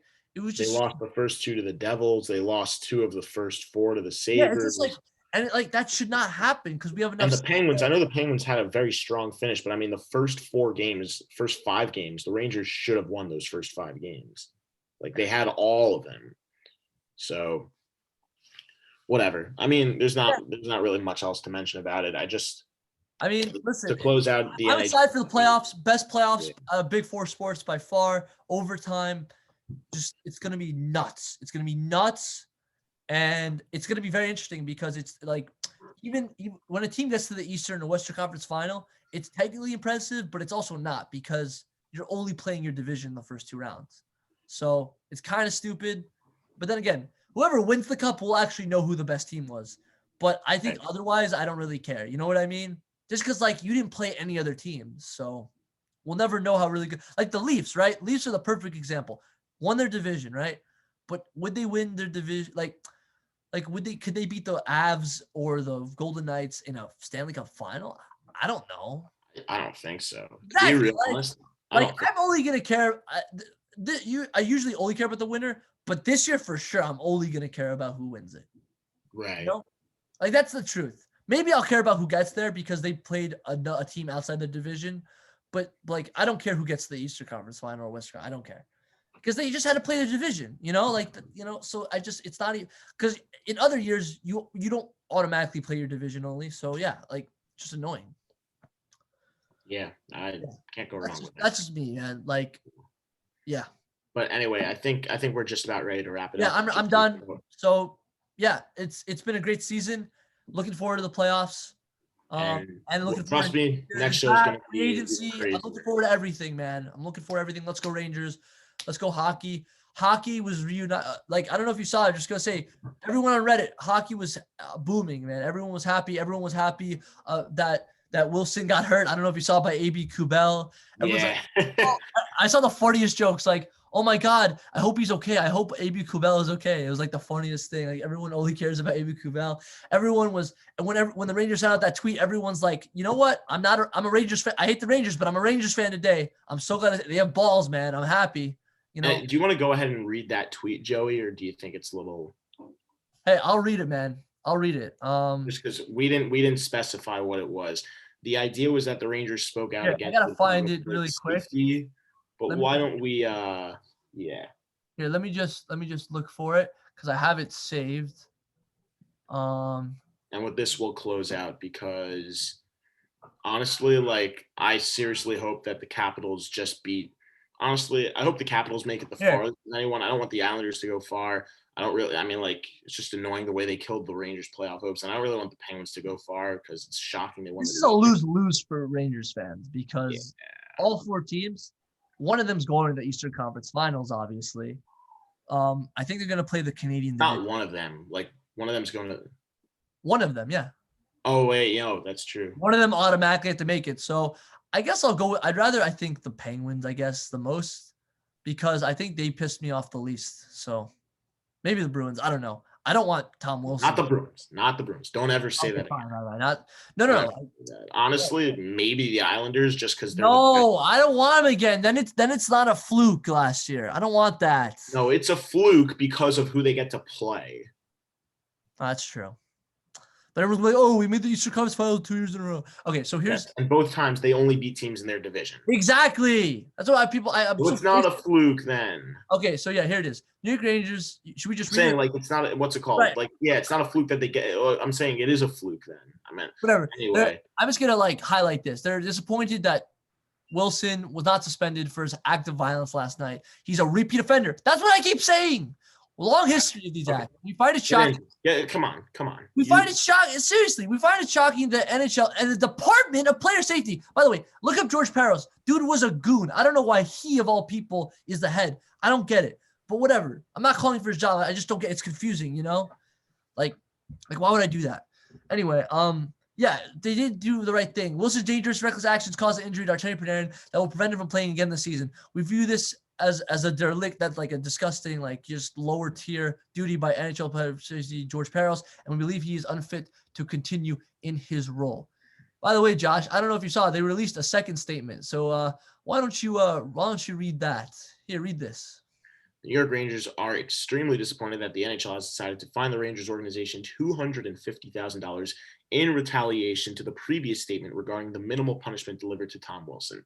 The NHL should be reminded that the Rangers own both the most valuable hockey team and piece of real estate on the entire planet, and this fine is a drop in the bucket for us. We will use this opportunity to reiterate the fact that Gary Bettman is a soulless weasel, and George, it's not even Poros, it's Peros, can kindly suck our collective left nut. If you could tell this was fake. Obviously, I could tell this is fake. But I just wanted Josh to read it thinking it was real. I was like, obviously, like, okay, like as soon as you got to weasel. As soon as you got to the word weasel. I mean, honestly, no. Even before, when they say it's the most valuable piece of real estate, a drop in the bucket, like, that's hilarious. Oh my gosh. Like, okay. Well, either way. Yeah, that's a good way to end the show. That was great, man. That's a bad lip reading. All right. Okay. We're gonna wrap it up here. We're done. That's how I'm ending the show. Close this out, Josh. I'm out. Thank you all for tuning in so much today for the JJ Sports Podcast. And of course, as always, if you tuned in the entire time, you're an absolute trooper. Be sure to catch us on our episodes coming forward. We got another one coming out for you Monday next week, as we're going to try to keep this going. And next week it gets even more intense, guys, because it's playoffs in hockey. It's going to be the playoffs in basketball. Baseball is going to be in full swing, and who knows what free agent moves get made in the NFL. Other than that, thank you so much again for tuning in. I know I keep saying that. Like, comment, subscribe. We want to hear your feedback, and let us know what you want to see done differently. For the final time, signing off today, I'm Josh. And I'm Joey. Have a great day. Yeah.